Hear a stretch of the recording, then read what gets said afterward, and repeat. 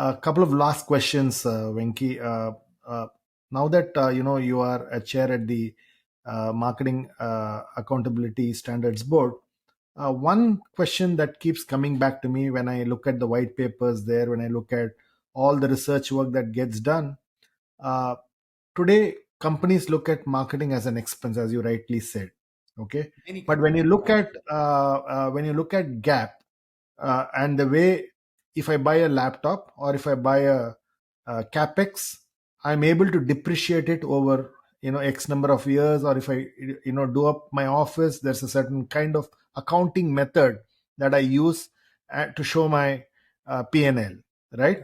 So my view is, if you really want to build a marketing metric, how do you treat marketing expense? Okay, some marketing expense are capex like, some marketing expense are short term, and therefore the accounting standards need to be in a way Aligned. standardized, Yes. so that even during a recession or a hard time for the company, marketing investments will be seen as long term investments and not just writing it off on my balance sheet or on my P&L this year.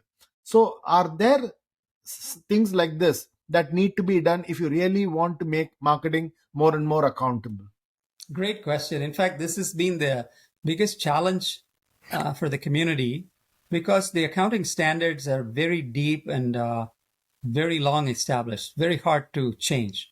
In fact, marketing assets like brand assets, channel assets, customer assets have not been recognized as marketable assets. And even in the traditional accounting sense, for example, the value of a brand will be shown as goodwill, right? Especially in mergers and acquisitions when it comes to valuation. But increasingly, more and more companies are using marketing experts for this evaluation. I personally have been involved in quite a few of these analysis. But when it comes to changing the accounting practices, principles, it will take a while. We are getting there. MASB is actually working with FASB and ISO, which is the International Standards Organization. In fact, MASB is now being appointed by ISO as the standards body for all marketing-related activities in many small contexts, right? But the big context is how to change the whole accounting function is a big question that it's not easily answered because we still have to make sure that the intangible assets, so to speak, which is still not accounted in balance sheets, of which marketing assets are a large part of it, right? Do have a role to play, right? Now, more and more companies, they know that, this CapEx, OpEx treatment in the balance sheet, in the P&L account goes on.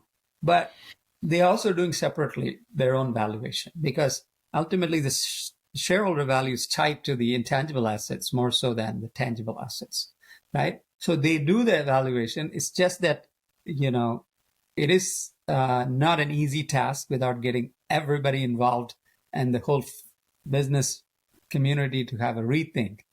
So it'll take a while, but we are already getting there in terms of decision makers using a lot of these marketing MASB principles to evaluate the value of brands, value of customers, and so on. And they are using it in their decisions. Many of the companies are, whether they're acquiring new brands, new customers, and evaluating now, especially in this age where, we have bank collapses.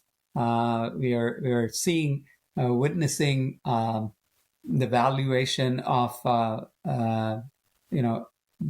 the new economy with Bitcoins and other cryptocurrencies and other blockchain related assets, which are hard to value.